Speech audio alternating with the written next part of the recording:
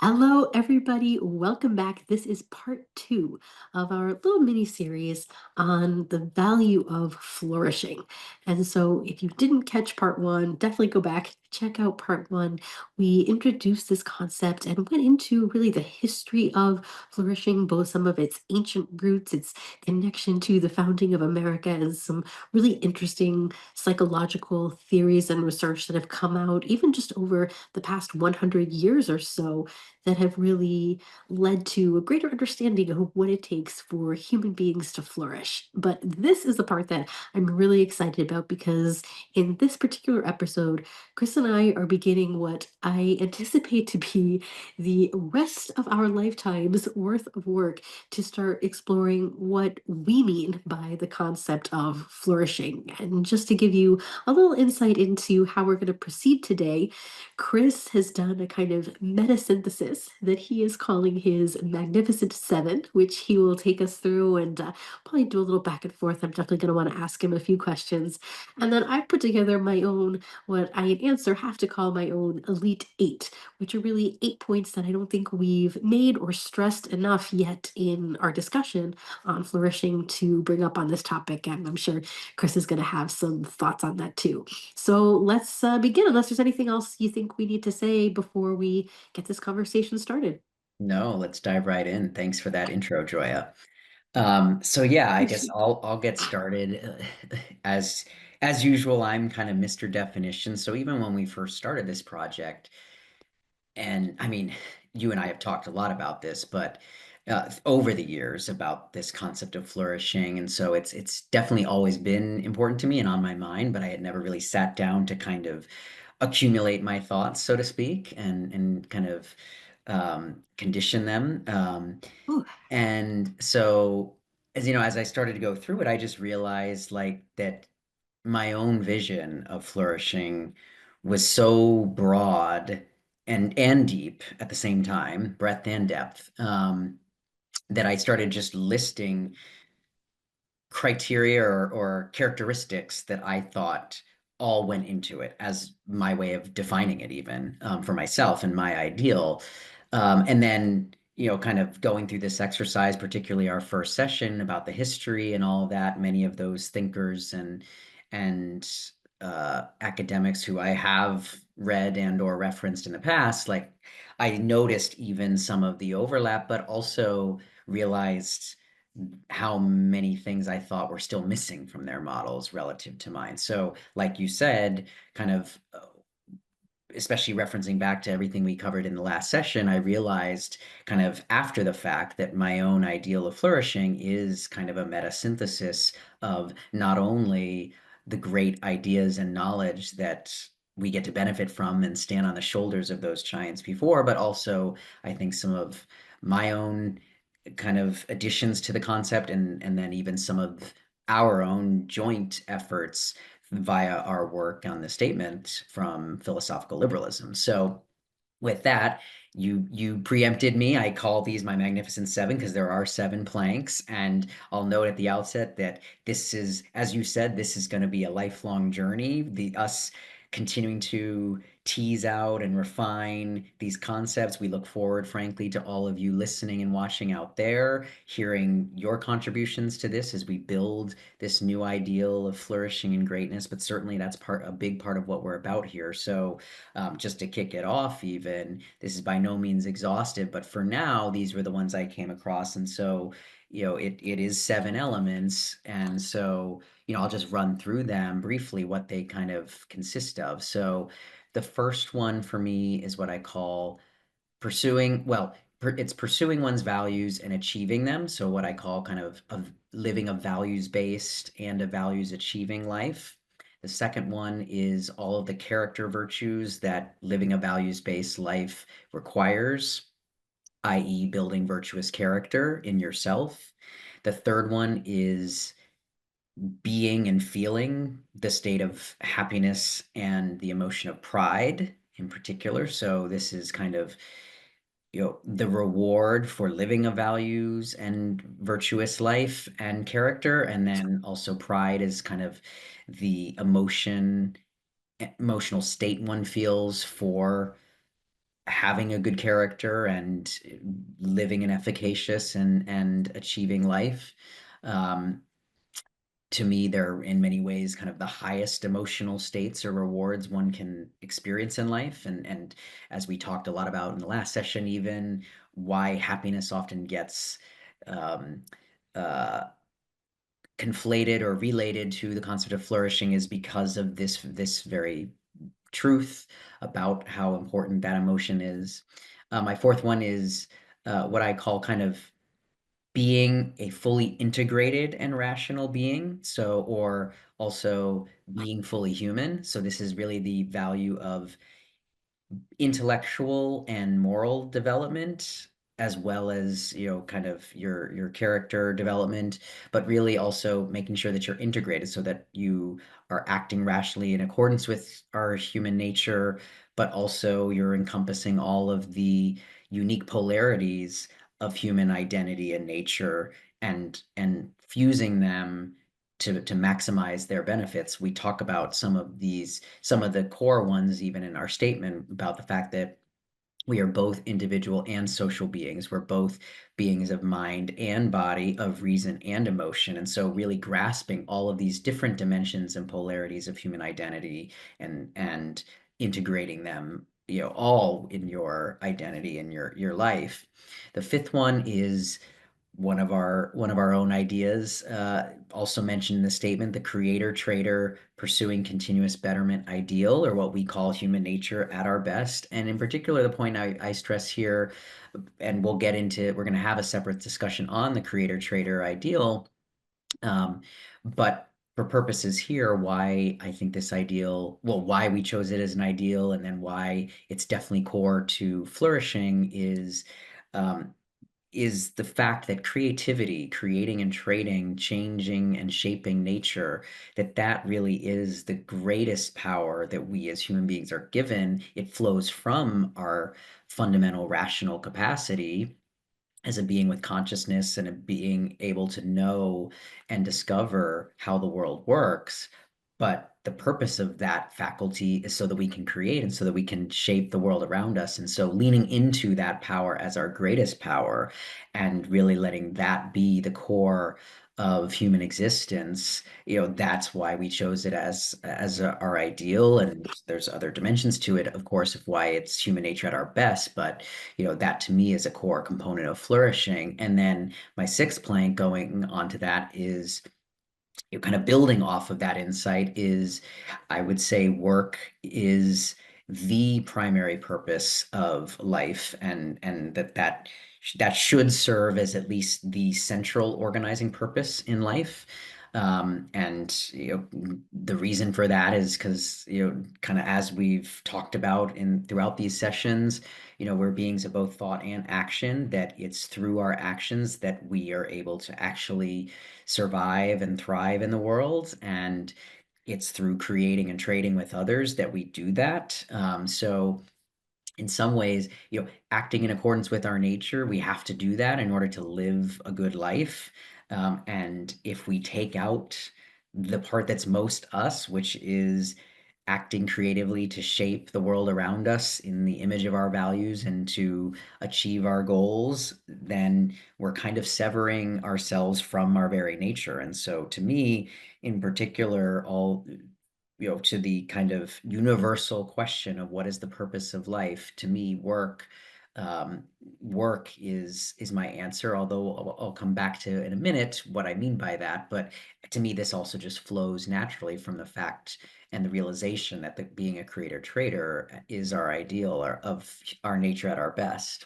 And then the seventh one is also another concept that we have mentioned in our statement. This is the Renaissance human ideal.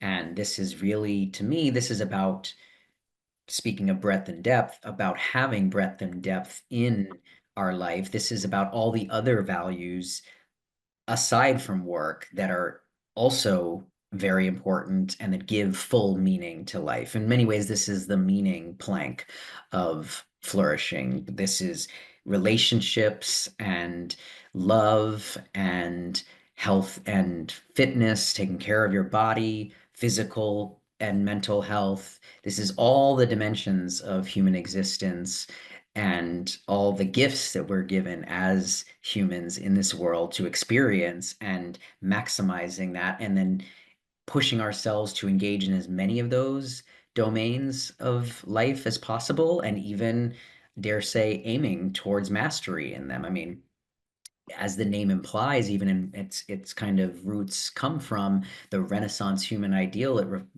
Takes us back to the Renaissance period where you had men and women who were trained across a spectrum of disciplines and human knowledge and skill sets. Everything from, they were politicians and they were rhetoricians, they were writers, they were artists, they were scientists, kind of all of the above, all of which touch upon different aspects of what it means to be human and our different capacities creatively and otherwise. And so, the Renaissance human ideal, and again, why we even chose it as another ideal we wanted to touchstone for philosophical liberalism, is for this very reason, that human life has just such a grand scope of possibilities, and we want to take advantage of as many of them as possible. So that's my Magnificent Seven.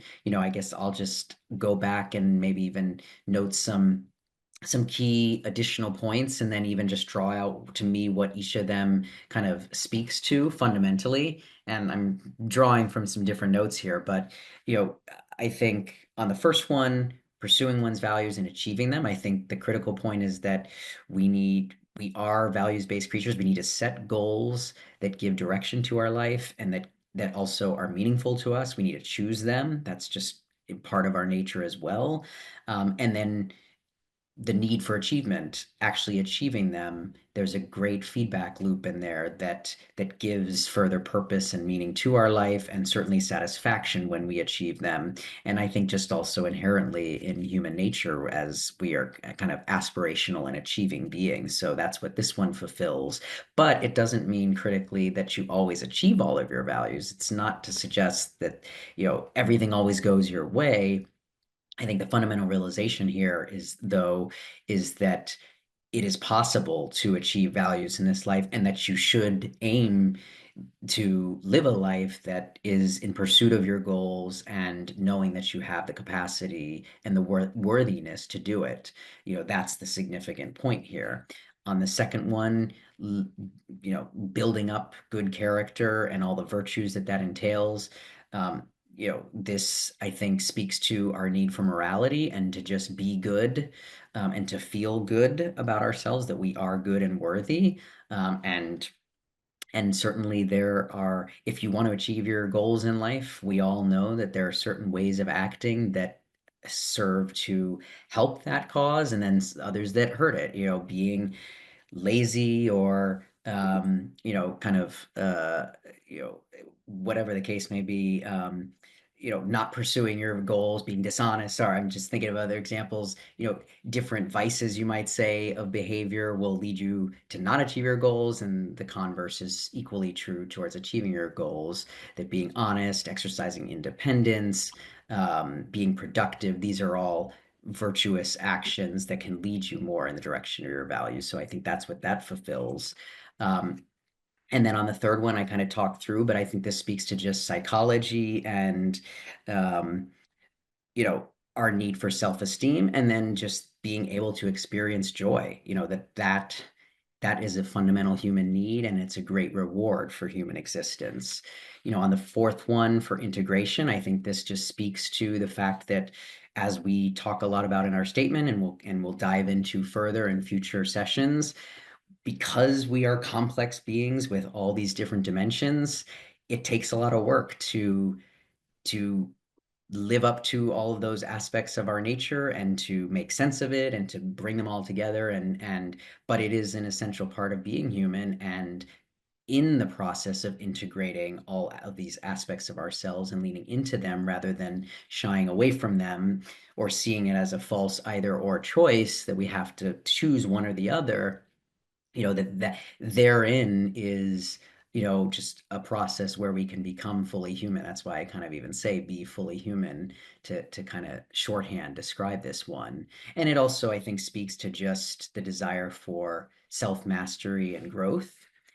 And then the fifth one on creator trader, pursuing continuous betterment.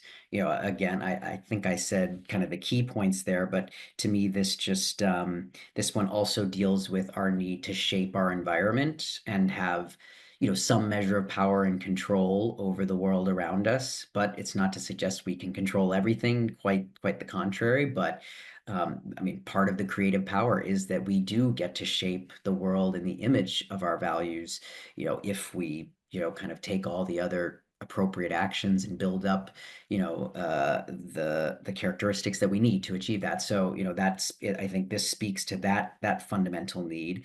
And then the sixth one on work purpose, as I alluded to earlier, this is one of the universal questions that has dogged humans from the beginning of our existence and probably will continue for the long time. Although I hope that efforts like these help to give better direction and answer to this question. That to me is part of the value of even this sixth plank for me and my ideal of flourishing is that it does give me an answer to that question of what is our purpose, and organizing your life around it. But again, to me, a core caveat here is that to me, this doesn't mean workaholism or that work becomes your be all to end all. Quite the opposite. And it also doesn't mean careerism. It's not to suggest that like working for money or material gain, or even having a career in the formal, modern, traditional sense, that that's what work being the central life purpose means, but rather it kind of ties back to that prior point, that it's recognizing our creative power and that is the primary way in which we act to advance our life, survive and thrive, and that therefore that's what acting according to our best nature means. And then especially when we get to collaborate with others and trade with others, as the creator trader ideal implies, that's when we really get to achieve grand advances in human progress and achieve our goals and happiness and all these other characteristics that we're talking about.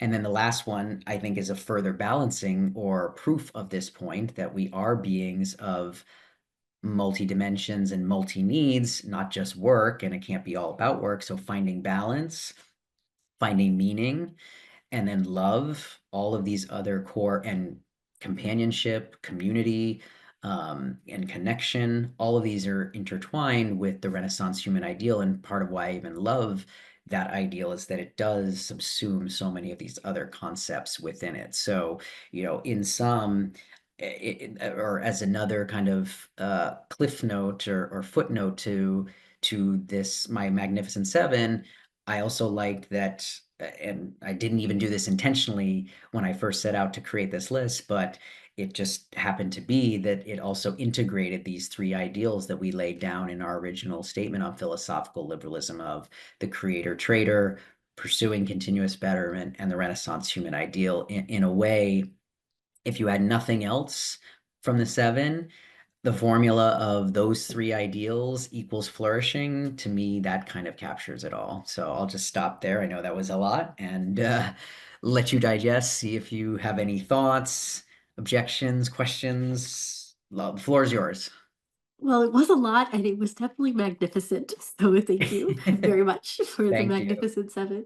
And I'm excited to further explore all seven of these eventually. And as I said, I think this really is going to be both for each of our lifetimes to explore what this is, and also for this project of philosophical liberalism. We're really just getting started putting these ideas out on the table. And I Yeah. know some of these we are definitely going to go into in more depth in future episodes. You already alluded to the fact that in our statement, we reference the creator trader archetype and the Renaissance human ideal. And so maybe put a pin in those. The pin is for the Mhm. later discussions we'll have. But I would like to just ask a couple questions, maybe to try out some of the meaning of some of this. So, one of the things that really stood out to me when you were going through your original list, when you talked about the emotions of happiness and pride.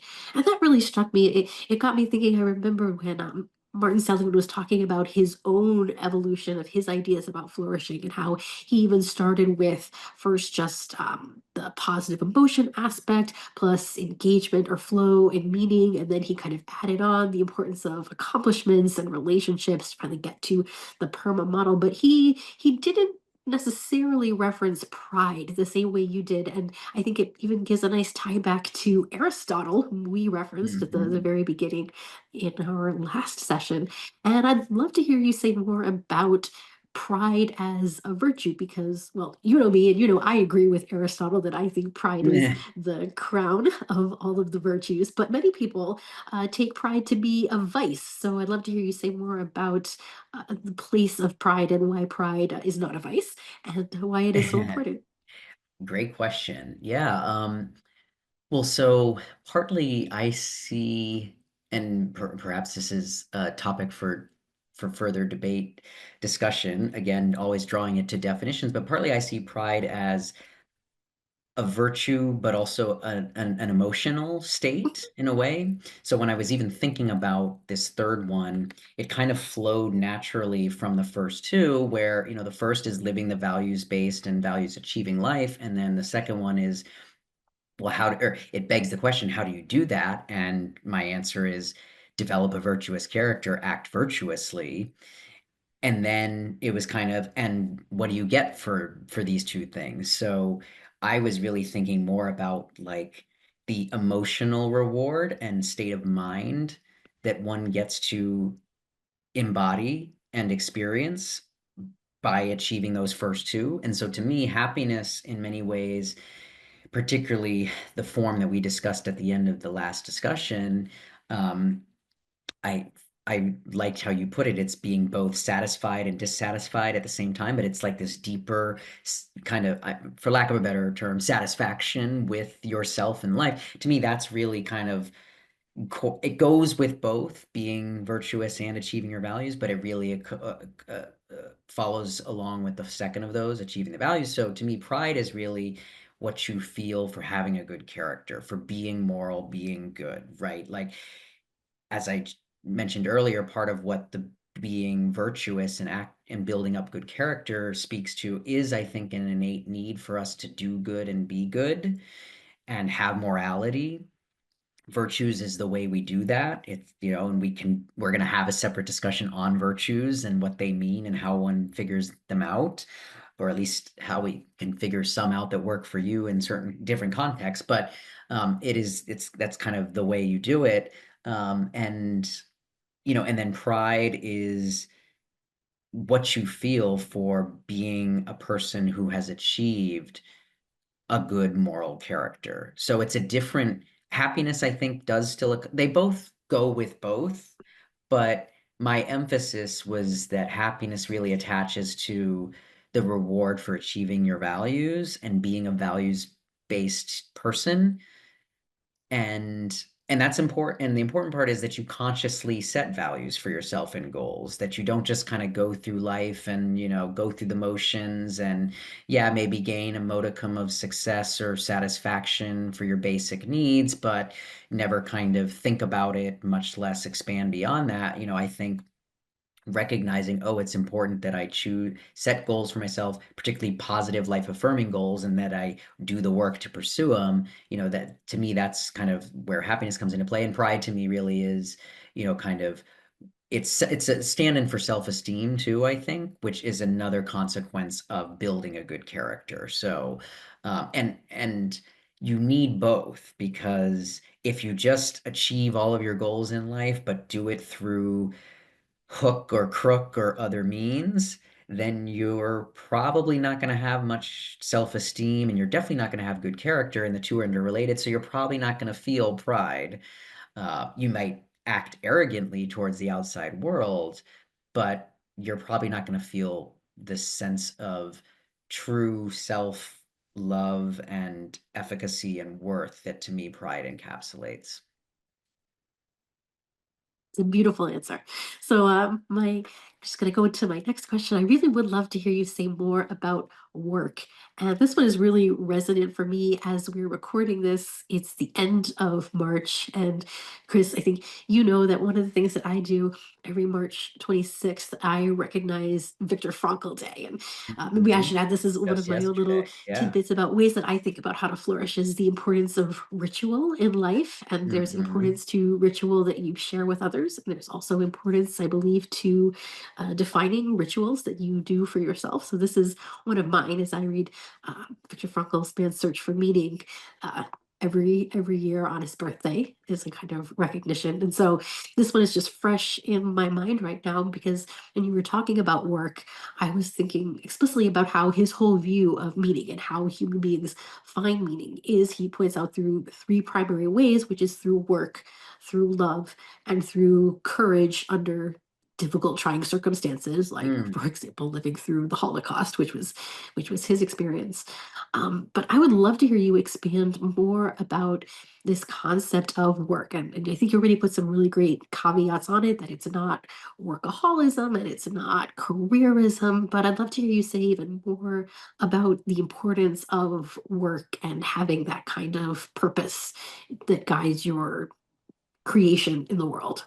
Yeah. Well, like I said, I mean, I think so this is definitely one of the similarities across most of the thinkers that not only we've referenced, but everyone else who talks on the subject of flourishing and just human ability more broadly is kind of this fundamental need for purpose. I mean, I think it's even implicit in the fact that this is one of those most universal questions that people, what is the purpose in life and what is my purpose in life? What is humans' purpose in life? So to me, that's a metaphysical and therefore philosophical question ultimately, which means tying it back to what is human nature. And so it's iterative, but to me, this is where even our own answer in the statement of philosophical liberalism is so core and provided the clues or the roadmap for me to ultimately see this is that, we have to first define our nature, understand it, and then act in accordance with it. And so like I said before, we are beings of both thought and action, and it's the action part by which we actually act to survive, to get the food and water and shelter that we need first physically, and then speaking to the Maslow's hierarchy, and then from there we can build on to all the other needs and capacities we have. And so, but the unique part in what Creator Trader captures is that our survival, unlike all the other creatures on Earth, is not or doesn't have to be predator prey zero sum. That because we can look out at the world, understand it, and then shape it and manipulate it to create new things, that's the basis for human progress. And so to me, number one, acting in accordance with our nature means we have to be creative and work. We have to take nature and shape it for our survival needs, but then it's also the foundation for everything that makes life, human life, worthwhile and meaningful. Like there is no progress without us being creative and building upon the knowledge of successive generations that came before us, and then hopefully and through creating and trading with others, making still new resources and more knowledge. And so to me, work is not only central to our nature, without which we are divided against ourselves, but it's also the greatest activity we could engage in to not just accept the world as it is, but to change it and make it better for our own life and, to be going into the stratosphere and beyond and hopefully soon becoming a multiplanetary species. All of that is the product of work. And so to me, what could be a greater purpose than to be creative and to make a better world in the image of our values? When you say that, it's so stirring, and it strikes me how much of a contrast that is to the way that most people still think about work as drudgery, as tasks that you have to do, as the 9 to 5 that you put in for the external reward of living for the weekend or for whatever it is that the money is going to buy you that you're going to get for the work. So I'm really excited to even see how your own thoughts about work are going to develop as we continue on through this project in that vein. So I just have one more question that I want to Yeah. ask for you, and to really pick up on the observation that you made at the very end when you recognized that what you said at the beginning, that it's sort of these three planks of continuous betterment, of the creator trader archetype, and the Renaissance human ideal that you thought really were the three that were the most important, or perhaps could give you the greatest value add. So I'd love to hear you just say even a little bit more about that, and maybe even give our listeners and viewers some thoughts of how they could even start to incorporate that into their lives, maybe even sharing something that you've done perhaps. Yeah, great question. I mean, this is even real-time synthesizing and integrating even our own work. Well, but part of why one, it's just an easy way to boil down 7 points into a simpler format.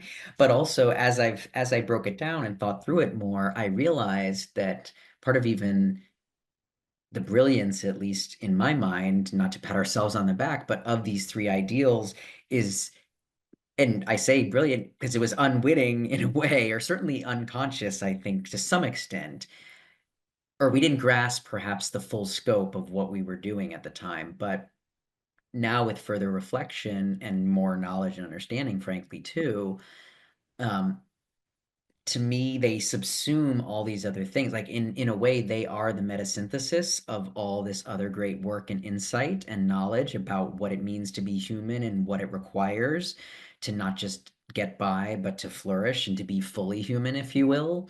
So again, not just surviving predator prey zero sum, but thriving as creator traders in a positive sum world and the progress on which it's built, and the purpose that that gives us, um, the just kind of inherent drive for morality and self-improvement and values and everything else that living a life of continuous betterment implies, that we're never fully achieved and fully satisfied, that part of the beauty of life, and this is why creativity is even a great literal and figurative metaphor for humanity, is that part of the beauty of life is that we can continually grow and improve, and that we can, it's cumulative.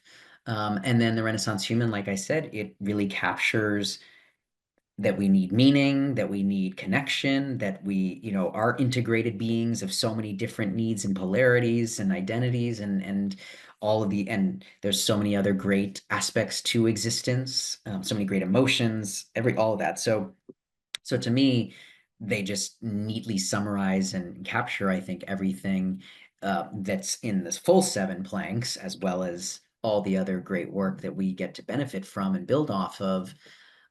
But beyond that, I mean, to me, that's the essential. Is it also provided in a neat little formula that, like, if you're trying to think what does it mean or what does it take to live a flourishing life, you just think those three things.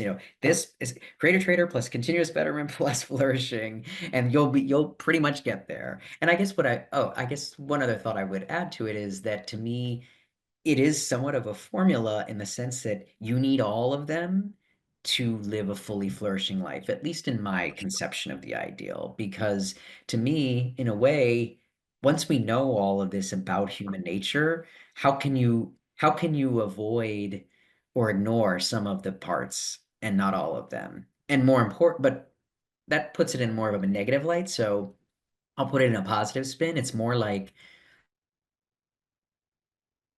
once we now know the scope and scale of what's possible to be fully human, why wouldn't we want to strive for all of it? So to me, that's also the beauty of that formula, and what combining all three of these ideals really captures for what flourishing is all about. And I guess I'll just end by saying, to your last point about any tips or tools, to me, the beauty of this formula also is that it's not prescriptive. You get to fill it in however you see fit, for which values and virtues best suit your life, and that will bring you the happiness and pride that is its reward. So um, it's a formula that is universally available and applicable. So I wouldn't necessarily dare describe a path for people to follow, but I would just say, if you grasp these three essential possibilities and aspects of existence and strive for them,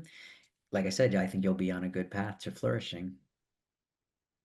Well, now I'm really looking forward to exploring each of these because these are three of the key ideas that we put into the statement. So they're all going to get their own episodes coming up. I'm looking forward to how we're going to even untangle those even further. Awesome. Yeah, me too. Yeah, I feel like we keep doing, our deep dive in each topic, and then we just sets us up for even greater enthusiasm for when we get to the pinned topics. Yes. All right, so if you don't have any other questions, why don't we now turn the tables, so to speak? And I can't wait to hear your Elite Eight and have some back and forth on that as well, because I you did preview it with me, and I think it's going to be totally additive to what I just said. So I can't wait to add it to the discussion. Absolutely, and that was my goal, so I really even gave myself a different purpose from you, whereas you were trying to put together this metasynthesis. I was trying to even think about what were some key aspects that I believe are crucial for flourishing that we might not yet have given enough attention to, if any attention at all, in our discussion thus far. And I came up with these eight, and they are in the format of the both ands. And this just, I think, picks up on one of the things that you pointed out, this idea of combining the different polarities. It's definitely an idea that we've put into our statement, as you pointed out. It's something that even Abraham Maslow recognized in his pivotal essay, the one where he lists out the 15 characteristics of self actualizing people. That essay is interesting in that afterwards he just has some further commentary about self actualizing people. And the last point he makes, it's not even one of the 15, but I think is almost the most important, is recognizing that what all self actualizing people do is they're good at integrating these seeming polarities, this kind of holding the tension between seeming opposites. And Hmm, I realized that even a lot of the things that I wanted to add to this discussion perfectly fit within that framework. So these are awesome. my elite eight. And the first one is the one that I mentioned at the end of last time, but it's so important, I think it just merits further discussion, which is the combining of both happiness as both a form of satisfaction and dissatisfaction. Hmm, The second one is authenticity and adaptation. The third is self compassion plus self discipline. The fourth is being an outlier and belonging. The fifth is self actualization and self transcendence. The sixth is boundaries and openness. The seventh is timeless and timely. And the eighth is global or perhaps even universal and local. And I'll just kind of maybe as you did, kind of go through and give fuller thoughts and explanations on each of these. So, the first, this idea of happiness as this paradox of being satisfied and dissatisfied, a kind of contented satisfaction with a constructive dissatisfaction. And it's part of, I think, what makes happiness is so difficult is that on the one hand, you really do want to be focused on the present moment, on savoring and having gratitude for all of the good things in the present. And at the same time, you want to maintain that urge, that dissatisfaction, that drive and striving for more that pushes you to grow. And so kind of having containing sort of that tension of both. And just, it's one of the things that I think about. And one thing that I did want to share that I didn't yet say is this is a paradox that I think about bringing to every day, though not every moment. And the way that I at least try to live my life, I think about the 80-20 rule, and I try to spend as much as I can, 80% of the time really focused on the happiness of the present moment, of hmm, really kind of being in tune with being focused on the here and now, on whatever task is in front of me. Sometimes that is kind of getting into a flow state, or even if it's just, to enjoy the time with my friends and family, to be present. And I really try to do that for the 80. And then I do try to go hard for the 20% of really kind of working through the challenges of kind of pushing that like my growth edge and doing that kind of hard work of doing the challenge to push myself to growth. So that's at least just I don't know if it's a heuristic that's helpful to anybody else, but it's one that hmm, I think about that has been useful to me for what that might be worth. The second, authenticity and adaptation. I also think about that as being simultaneously steadfast and open to change. And here I think there is sort of this beautiful dance between articulating principles that are abstract, timeless, universal principles that you can hold as a kind of rock or a pillar, and then at the same time kind of recognizing that as human beings that we're never omniscient, we never know everything, we're never perfect or omnipotent, and there's always room for growth and development. And then, of course, that the universe itself is always changing and kind of being open to that change. And it really gets to, I think, one of the most important polarities in human experience, which is that tension between like stability and change, or Mm, like sometimes it's even described as like structure and freedom. We've talked about, we're going to explore like order and progress, but I think these are all sort of variations on this theme of how you need kind of both that more, structured, ordered, stable, secure, what stays the same, and also that openness to change, development, that freedom, the movement, and kind of having both of those. mm, The third, I had self compassion with self discipline. Sometimes I think of that as kind of both self acceptance with self drive for achievement. mm, And here again, too, there's a way in which I think, especially when you're approaching even a topic like flourishing, there's a certain way in which you need a kind of self discipline to set goals and go out and achieve them. That requires a certain focus and mustering of energy and attention, that's sort of the one that follows in the line of kind of being ordered within yourself, but also having that self-compassion, that self-care, to recognize that, again, that you're never going to be perfect, that situations are going to be outside of your control, and to kind of have that nice, again, integration of both being self-disciplined and just having also just that perspective of care and compassion for yourself. And really the best way to achieve goals, I believe, is to set an ambitious high goal, high standard, to muster up that discipline to try to work toward it, and then also, when you fall off the wagon, to just get back up and do it again, and know that that's okay, and that perfection is not the goal or the standard, but it is mm, just that continual forward progress. The fourth one I had was being an outlier and belonging. This one I think is really fascinating, and we're gonna have a lot to say even in our next discussions about greatness. And mm, interestingly, this is another one that Maslow himself sort of recognizes. He talks about all the self-actualizers had what he calls resistance to enculturation. So there is a way in which part of flourishing is kind of owning your independence, and relishing in that. And when we talk about greatness, which we're going to talk about in our next discussions, greatness, the concept of greatness involves kind of being an outlier in some sense. So I think there is sort of a way in which you want to have that sort of ambition toward being an outlier and pride in being an outlier, mm, and simultaneously recognizing that a flourishing human life requires community, requires positive relationships, requires a kind of, what I think of it as like building your own tribe, of being able to put together the relationships where you will be able to experience that sense of belonging while also simultaneously being an outlier.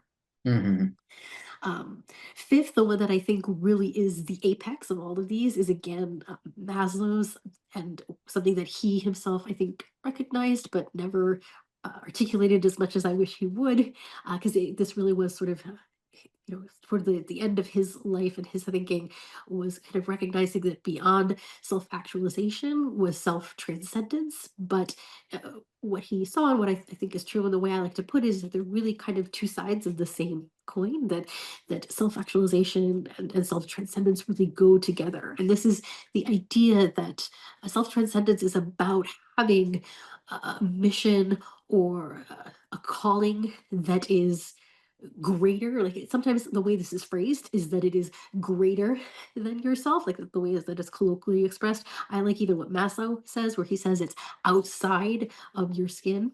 But my understanding and interpretation and perspective on this is really what happens is that your sense of self expands. You identify, your identity itself grows to become that greater calling. And I think it's an important facet of the way as human beings we have this capacity for abstraction, where it ought to be that our grandest goals and visions should have that grand abstract sense that we should be living up to. And then, it really is up to us within, the time of our life to do as much as we can toward that greater concept. So that's that, and that really is sort of, I think, to me, the apex of these. And then the final three I had were even just perspectives on how I think we can go about achieving this, or facets to keep in mind. And so the one that I have as the sixth is one that Chris, you and I have talked about recently, even this idea of with like boundaries and openness. And Hmm. I love the metaphor of the permeable membrane. I Hmm. think we can learn a lot from the wisdom of even the cells that make up our own bodies, of kind of having to do both of this, to both be open to new sources of potential goodness that are out there in the world that we want to kind of accept into ourselves, but also making sure that we have what's often colloquially referred to as healthy boundaries, and even just kind of figuring out what those are and maintaining both of those, being that kind of ideal permeable membrane. And I'm sure that's something we are definitely going to discuss as we open up our work and start to build up our own movement here. And then the seventh and eighth are really about time and place. So the seventh was to be both timeless and timely. And the last one was to be global, or perhaps even universal and local. And again, I think this goes back to the same idea that we are beings who have this capacity for abstraction, but within a concrete, specific body. So, on the one hand, we have this capacity to envision and understand timeless ideas and principles. And I think we ought to live up to those and make those part of our missions and visions and what we do and how we create in the world. But then also respecting that our lives are within a certain time, and we want to be relevant and make the most of the time that we have. So to do work that is both timeless and timely is something that I'm thinking about all the time. And then this other idea to be global, or perhaps even universal, as we do become a multiplanetary species, but also local. Again, to recognize that even this project that we're doing here, putting it up on the internet means that it's reaching, at least now, a global audience, and into the future, hopefully, a multiplanetary audience in some form. I'm sure AI is going to Intergalactic. do its beautiful work on this Yes. someday. And my goal for this is that we're hopefully creating something of timeless value that hundreds, if not thousands of years from now, that people and beings and will find value in this grand kind of global universal sense. But there's also the local considerations as well, the fact that we are still physical bodies that are in tied to specific environments and places. I know this is clearly something you think about a lot as an architect who's thinking about building the places that we inhabit. And so kind of having both of those considerations of the universal in the broadest sense and the local. Awesome. Thank you for that. Wow, so much to digest. I am not surprised that you chose a format of both hands because you are I saw last year, I don't know if I ever told you this, but I saw somebody who had socks that said Yes, both I think you did and I mention was that. like, oh my God, I need those and I need to give them to Joya because like you're Mrs. Both and and I've I need the become full body outfit though, yeah, like you not just the do. socks. And I feel like I become Mr. Both and through some of the great insights that you've opened me up to. So this is awesome.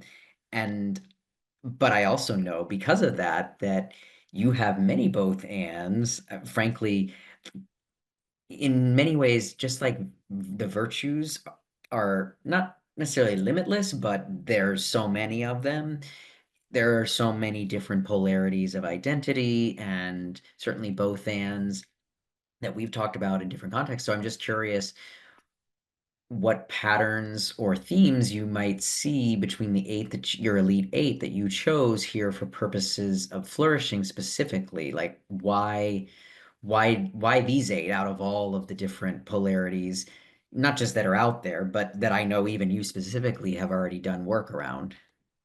I will say it was a challenge to get it down to the 8 because I've just, it was part of my own work, but just, compiling lists of all of these, and some of them are similar, but with subtle variations. And I haven't even counted how many there are at this point that I've kind of put together. And it was a difficulty to come down to 8, but I tried my mechanism for selection was to try to pick the ones that I thought kind of were some of the most important, and the ones that I actually do think are the probably, if I was to be like you and to say, like, if I had to pick out 3 from all of these, let me see, if I'm gonna look at my list again, I probably would pick out, well, just the first one again, just like that paradox of happiness, I think just describes even Mhm. why happiness is so difficult to achieve. So I think it's just a really important aspect of that. And I would definitely pick the self-actualization and self-transcendence. That's what the one that I think we all ought to be aiming toward. It's the one that I think perhaps even leads us toward our next discussion on greatness, kind of going Mhm. beyond flourishing to greatness. So that's the one that I think is where we're going. And the others, I just kind of I picked them because they were the ones that seemed to be things that we hadn't talked about yet, but that I thought these are ones that we definitely need to mention at some point. Well, you certainly made a great case for them. So I just was like to me, I can totally sympathize with your difficulty in narrowing it down when, frankly, when you approach a subject like human possibility and potential that's so rich and has such a wealth of options, how to narrow it down and prioritize. So, but like I said, I thought you made a great case. Just was curious if there was a kind of overriding drive behind these eight, and that makes sense. And you kind of lead me into my second question, which was on your number five that you cite as the apex of these self-actualization as self-transcendence. This is frankly a topic that I've only more recently dove into, kind of explicitly and targeted. And you've had some great insights just in our private talks on it. But can you just say a little bit more about what you, I guess I'm curious to even in my own mind and work to still define the distinction between the two, perhaps, and then kind of the relation, if you will. So maybe you've thought a little bit more about that and can help in that Oh, the quest. self-actualization and self-transcendence. Well, this is why I think it's fascinating. So, self-actualization is this idea that we ought to be realizing our own unique potentials. Like Maslow says, like what a human being can be, he must be. So there's this idea that you have a kind of unique self that the goal of your existence ought to be to realize what those capacities are, kind of almost to echo what you were saying toward the end, that like once you know this is possible, like why would you strive for anything less?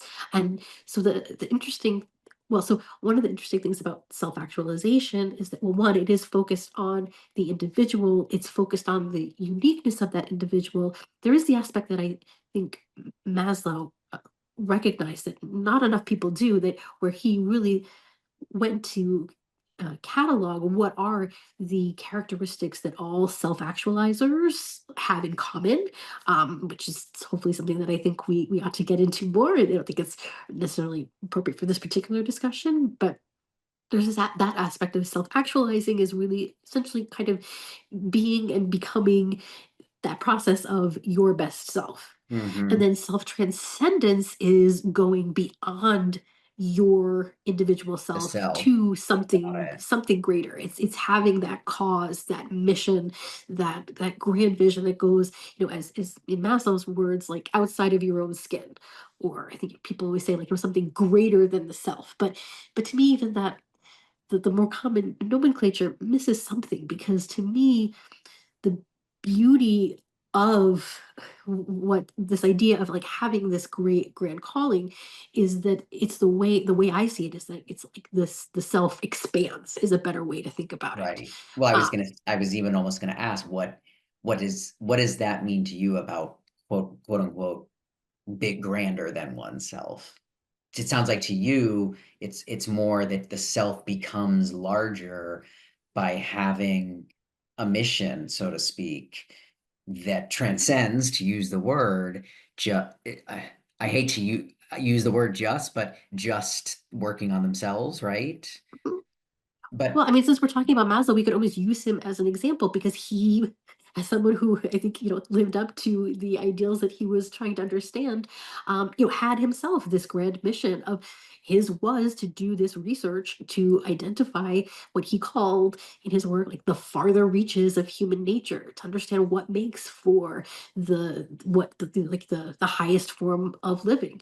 And by having that grand purpose, it's something that has clearly outlasted his lifetime, through his bodies of works. Like we're still talking about him all of these years, after he's passed away. So on the one hand, there's a certain perspective where you could say that by dedicating himself to this grand cause, right? He kind of gave himself to this grander cause of self-actualization and self-transcendence. And so in that sense, like it transcended him. But there's mhm. also like a different perspective on this is to say that his self expanded into, like his identity expanded into Mm, becoming this greater thing. that's really wonderful. Wow. Um, I love that, and just the connection to, I mean, and I don't, you're right. I don't think he gets as much credit for the second half of it, the self-transcendence part, because nor, Well, the even when most, transcendence, like he himself came to that very late in his career. And right, so it was not right, part of but the original pyramid that everyone sees, sure, although most people nowadays try to add it on.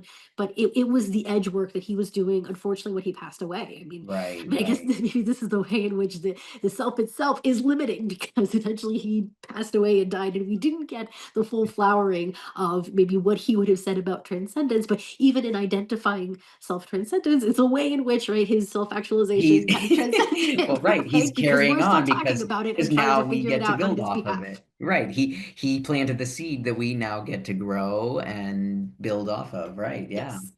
Um, and then that just, one other question I had, because this is a continuous theme through our two discussions on flourishing, is the point I want to return to the point you made about the difficulty of happiness, right? That it Mhm. contains the satisfaction and the dissatisfaction. I think you're absolutely right. To me, even when I think about it, just even introspecting through my own direct experience and self-evidence, that um, even when you feel satisfied and fulfilled, there's all, I guess it goes to that point of the continuous betterment, the recognition that life can always be more, you can do more, you can improve, learn new things. We're not perfect, so we can always be better. So there is always an element of additional urge, if you will, or not quite fulfilled, if that makes sense. So I'm curious if in your own thoughts on that conundrum, you know, do you think it's just innate to the emotion and the state, or is there some ultimate reconciliation between the two? Well, I think it's wonderful that you're pointing out this important aspect of happiness, that it involves challenge, because it does seem counterintuitive. And actually, Mihai Csikszentmihalyi recognizes in his book on flow, he has a section that I have earmarked and read millions of times, where he talks about the paradox of leisure and work. And it gets precisely into some of the things that you were saying, and that I think we both ought to be exploring more about the value of work. But what I always call him MC, because Mihai Csikszentmihalyi is a very long name to say it over and over I again. know. But what It took MC me a while to get it recognized, right, and I'm still on the edge. but what MC recognized about the paradox of leisure and work is that when he was doing his studies in the mid 20th century, most people, if you ask them, would say that, that they would like to spend more time in leisure and less time working. But it turns out that they actually get the most meaning and satisfaction from work. And the connection to flow is that flow comes from when your skills meet a challenge. And so you need that challenge and you need that ever greater challenge because to tie it to this point of continuous betterment that that you have a certain level of skill but you ought to be improving that skill, and as your skills advance you ought to be aiming for higher and higher challenges, and that's sort of the process of the continuous betterment life, and this life in flow where the challenge is meeting the skill and always rising in this sense. Mm, But that means that challenge is essential and critical to a flourishing, happy life. But it does seem counterintuitive because how many mhm. people just, because of perhaps sort of negative connotations or ways that we don't understand the true value of work, think like, oh, like if I could do anything, like I would just, want to live a life of leisure or just party all the time. I mean, it's something that, I encounter in my work all the time because I think about luxury and, part of my aspirations are to make luxury even more aspirational, to make luxury synonymous with flourishing. And so it's one of the things that I feel I'm stressing all the time, that the real luxury isn't in comfort and leisure, it's in challenge. And the way, and this is actually a really another, I guess I will add a ninth to my elite eight because this is a really important one. That the way I think about this is a huge part of living a fulfilling life is you want to do hard things and then make them as easy and comfortable as possible. That really is, I think, the integration. But you Mm, first want to aim to do challenging, meaningful, difficult things, to have that mm, higher calling that right, really is a challenging higher calling. And then once you have that, I think you do want to try to make it as easy and fun and simple and leisurely, I guess, as possible. But it's not a life of leisure and partying. It's a life of pursuing something challenging and meaningful and then making it fun. right. Well said. And it strikes me, even our society, to your point about kind of bad relations to the concept and the act of work and just cultural connotations, like even our social structure encourages this view, right? Like retirement is it's the golden period of life. But and now we're reading all these stories of retirees, especially if they retire in their earlier mid 60s, when the average lifespan is now stretching into the 90s. That's a third of their entire life now where they're not being productive and they're kind of at a loss for purpose, you know? Mhm. So and this, to me, this just actually speaks to this core insight that I think we're offering to the concept here about the centrality of work as the central life purpose. But all of what you're saying also ties into my own work on reimagining better workplaces and work culture, really around it is incorporating these ideas that it is about continuous betterment and constant growth and learning, not just doing discrete tasks or matching, a discrete skill to, a concrete boxed objective. That it should be fun, that frankly, we need fun and rest and relaxation to recharge ourselves as well as to get inspiration for new creativity, and so certainly that these are all just great ideas that I'm incorporating, and I guess you could say, I guess I've been implicitly incorporating into my own model on the future of work because of my grasping of the essential nature of these both and polarities. So that's part of my task and mission as well. So I like how and I'm excited for us to continue to reference our separate creative work and how it's interrelating to and how we're demonstrating and trying to apply the principles we're talking about here to that as well. So just while we briefly, one thing I wanted to turn to, is just maybe talk to some, because this has been a great discussion. I think I just there's too much to say, and even in one whole episode, this is the second on flourishing, on what we both just outlined and our respective visions. We're definitely going to have follow-ons to this, and hopefully it'll provide great grist for future content on our Substack and beyond. But at least let's maybe talk to some of the bigger questions that I think the whole topic of flourishing raises. Um, and the first one is, eh, we've even asked ourselves, like, how can we maybe give some tips or tools to other people on this? People might be saying, how can I apply this to my own life? But it does raise a question like, is there really a prescription? Is it really a formula? And, kind of a normative value, um, kind of outline for people to follow, or is it somewhat subjective? Is one person's flourishing, another person's languishing? I'm curious to hear your thoughts on that one.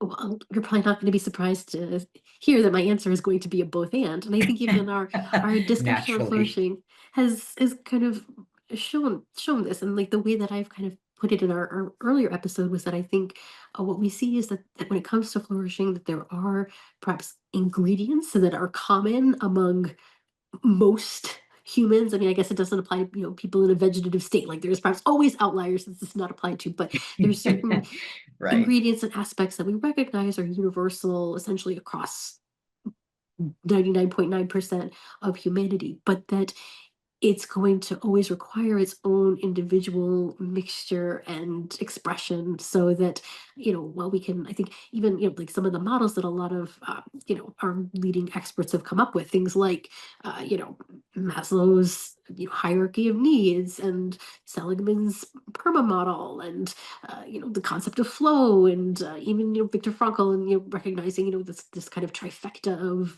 work and love and courage through trying circumstances.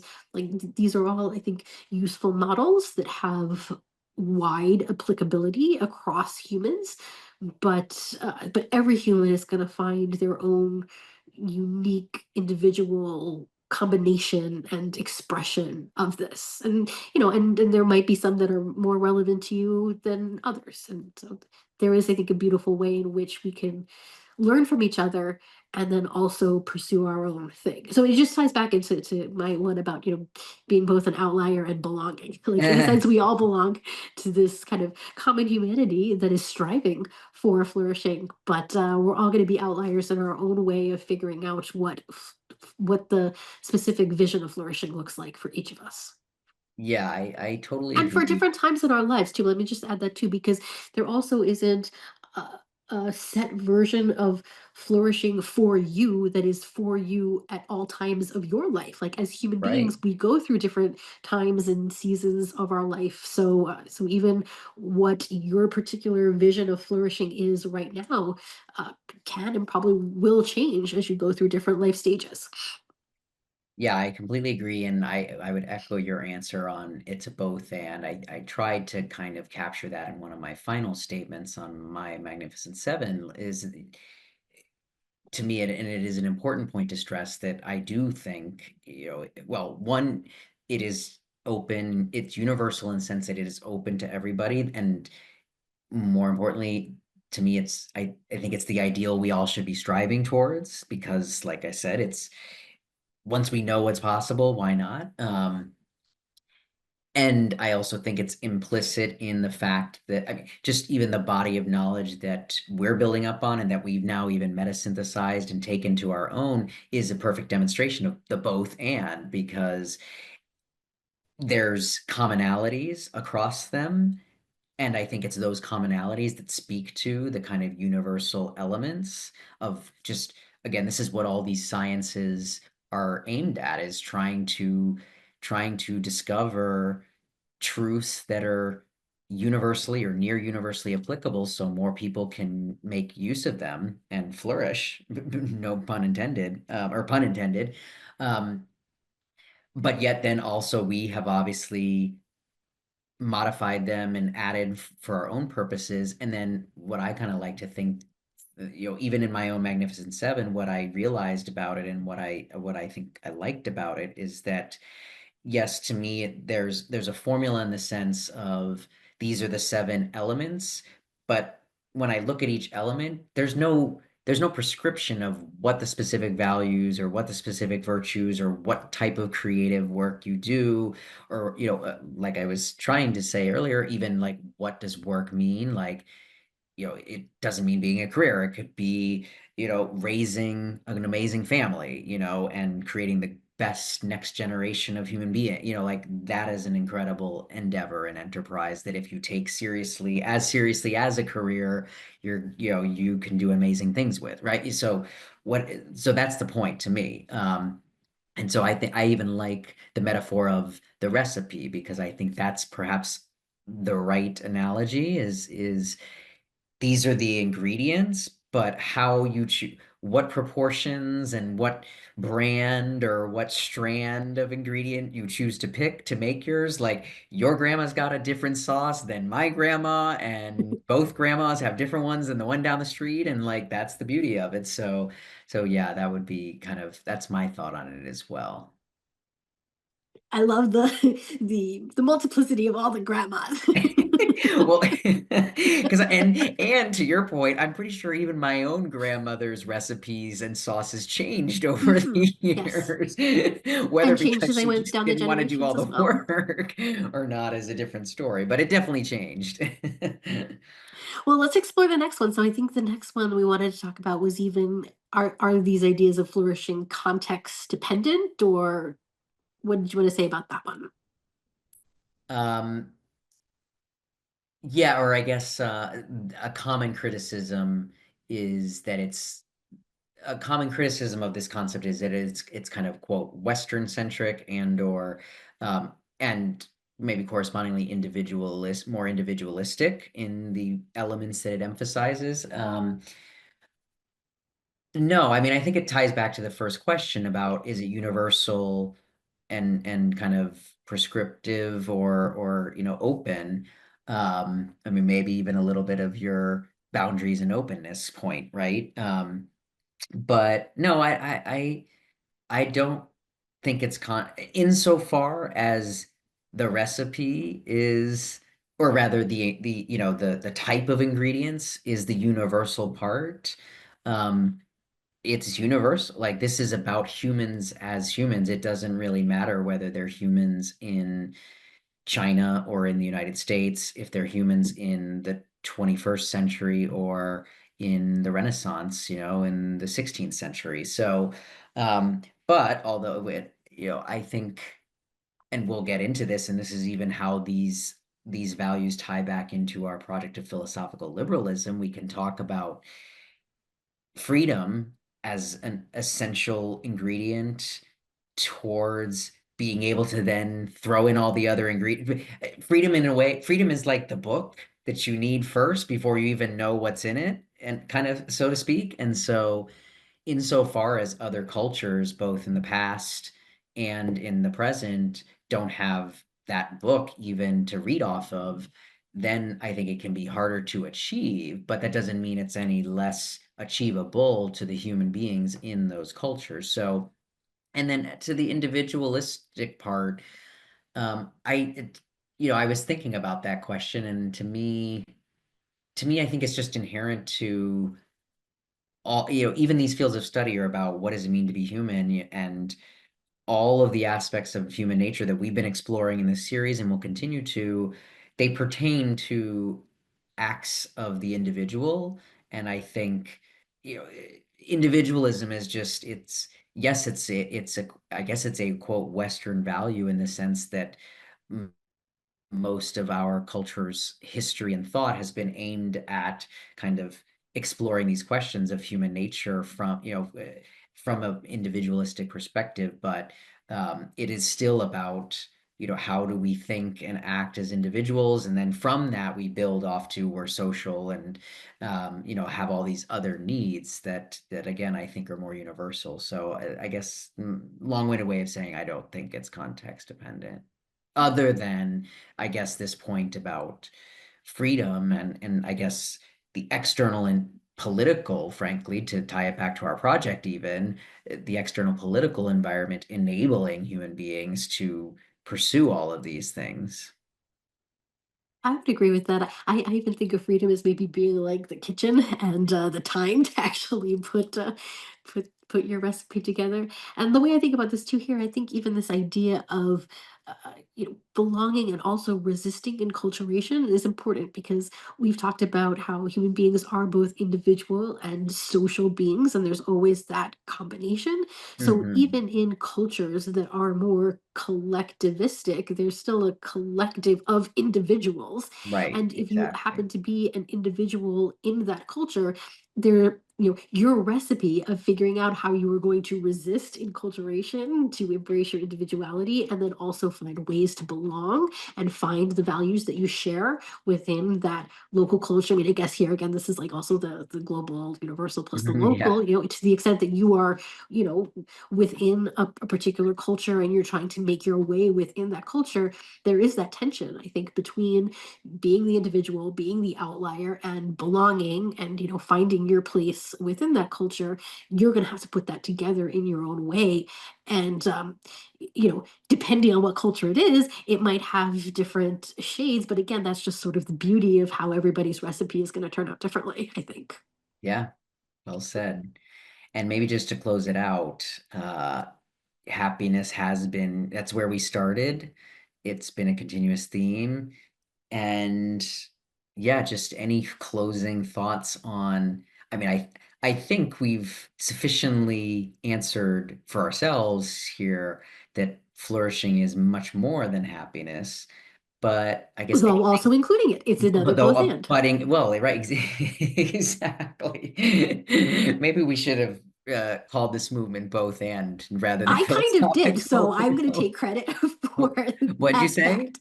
I What's kind that? of did call this session the both and session, so I will take credit for that idea. Um, that's funny. But I guess any parting thoughts or refined thoughts you might want to add to this notion of happiness versus flourishing or happiness within flourishing or just kind of how people should think about it because I think, let's be clear-eyed. I think for most people it's still an easy referent stand-in for the concept of flourishing, right? So maybe is there a better way for people to think about the interrelation of the two going forward? I think so, and I think getting to this point that there isn't flourishing without the experience of happiness, without I think prioritizing happiness to make it something, to have those gratitude and savoring practices to find happiness in the moment and to have that focus on growth to find even greater and more happiness in the future. Happiness is integral to what flourishing is all about. But as you pointed out, flourishing is so much more. And I think it is important to recognize, as you were even bring up the importance of challenge in the concept of flourishing, that there is going to be challenge, there is going to be struggle, not only because the universe itself is unpredictable and ever changing, and like life is going to And throw crazy harsh, things your yeah. way, but the very fact that we actually have to seek out the things that are difficult and challenging, I think that's to say something timely, like as we're entering into an AI age that's going to make it easier, that's going to be able to automate so many things for human beings and make it easier for us to just sit back, live in leisure, not get off the couch, party all the time, that we're going to have to be proactive about recognizing that to actually flourish and have well-being, we want to seek out things that are difficult, things that are challenging, things that will include the experience of struggle, but that what flourishing is all about is what's on the opposite end of that struggle, which is the deep meaning, which is perhaps the most rapturous kind of complete happiness that human beings are capable of experiencing. Yeah, wonderfully said. I guess I don't have much to add to that other than um yeah, like just that happiness not only does it have these kind of different nuances or dimensions to what the feeling is, but also just that and recognizing that it's, I guess I would kind of tie it back to Aristotle's original concept of eudaimonia as a state of action rather than a As state of activity, not as a as act state, as as a activity. or as a activity. And when I think of happiness, even the emotion, it to me it's still on a continuum or it's like an ongoing experience. So like an activity or but but it fluctuates and it varies, right? And you're not always happy either. So like to me, that's just another important point to note about even happiness as such. Like it's not really, not only is it not necessarily an end state that one achieves and then they're done, um, but it doesn't last forever. But to me, the important point about it is that and this is why I guess it's not all encompassing to describe flourishing, but that flourishing, like if you're achieving flourishing, you're very likely going to be able to experience and be in that state of happiness often, just like you're in the state of flow and all of these other rapturous emotions that you get to experience. So yeah, to me, it's just another call for thinking about it as one part of a greater whole, but not necessarily something that it's just going to be, wine and roses bliss all the time. I know we're running late on time, but can I add just one more story? This is a personal story and one that has forever impacted my sense of the kind of happiness that's possible to human beings. Something Yeah. that happened in my family, I had a great uncle who passed away quite unexpectedly. He had a heart attack in his sleep. It was a shock and tragic to the whole family. And my great aunt, who survived him.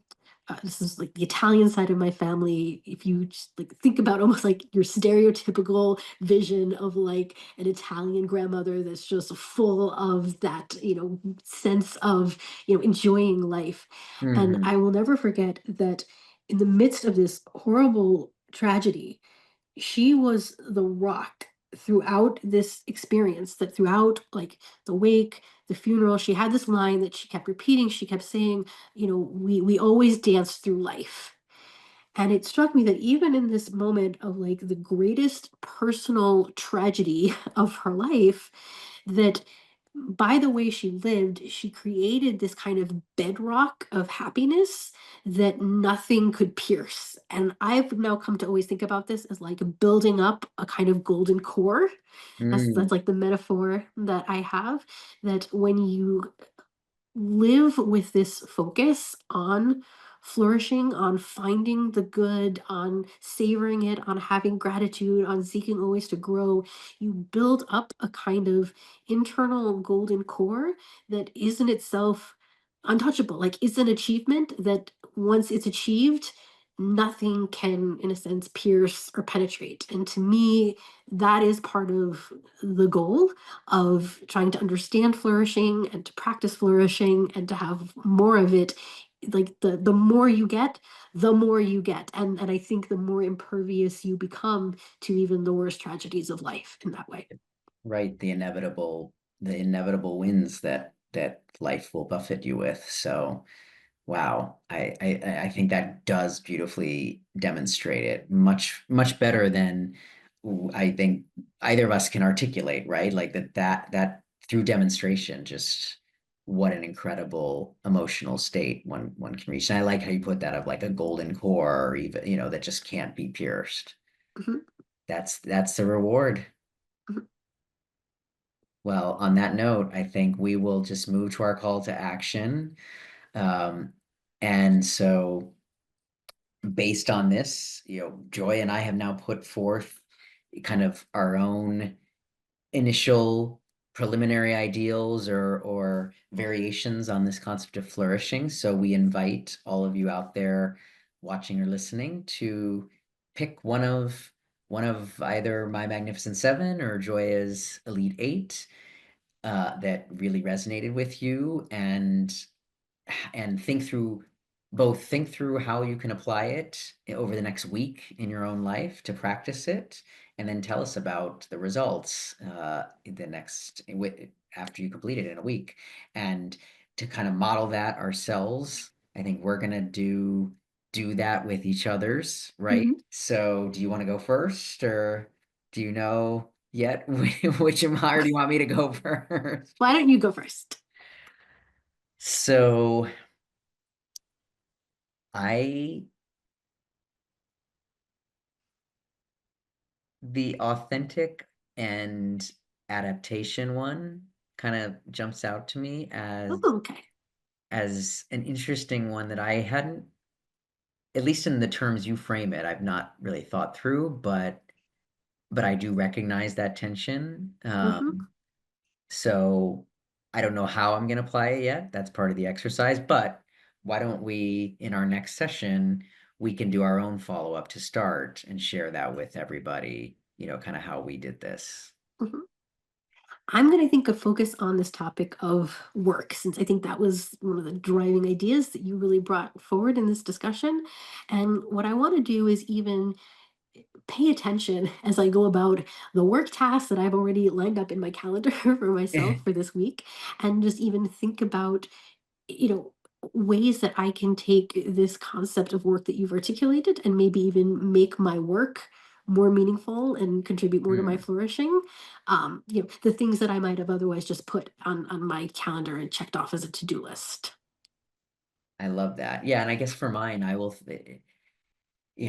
been deep on the entrepreneurial path for the last 16, 17 months, which has been uh admittedly a very individualistic, an independent affair. So I've gotten in great touch with my authentic self, but it's the adaptation to others and the environment around me part that, frankly, given the phase I'm at in my planning, I'm now starting to enter into anyways. And so I want to I want to think through how I can do that while still retaining, that fundamental authenticity that I've spent all this time and effort to to just discover and connect to. Mhm. So with Wonderful. that, I'm going to be looking forward to hearing your report next time. yeah, likewise. So we'll see you all next time in 2 weeks. Hopefully, we hear from everyone else too. And don't forget, as always, please subscribe on the Substack if you haven't, so you don't miss an episode, and share it with those who you think would benefit from these, or just be sparked in curiosity by the discussions. See you next time.